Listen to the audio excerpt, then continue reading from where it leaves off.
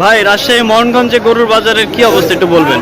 গরু বাজার খুব কম ভাই, কৃষকেরা যে তুলনায় আশা করছিলেন যে তুলনায় গরু বাজারটা যে খাবারের দাম খুব কষ্ট হচ্ছে গরু পুষতে হচ্ছে। সবাই আশা করছিল যে গরু পুষে মোটা অঙ্কের টাকা একটু লাভবান হবে, কিন্তু সেগুলো হচ্ছে না। খারাপ না, তুলনামূলক ভালোই বলা যায়। কয়েকদিন তো কম ছিল, বাজার একটু কম। বড় গরুর দাম একটু কম, বাজারে গরুর দাম বেশি। গরু খরচ হিসেবে গরু লাভ হবে না, কোনো খামারি লাভ করতে হবে না।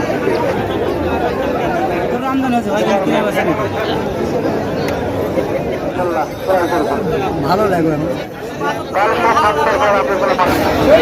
দর্শক, ঈদুল আজহা উপলক্ষে রাজশাহীর মোহনগঞ্জ গরুহাটের এই ছিল আমার কাছে সর্বশেষ খবর। সবাই ভালো থাকুন, সুস্থ থাকুন, পাঁচি টিভির সঙ্গে থাকুন। ধন্যবাদ।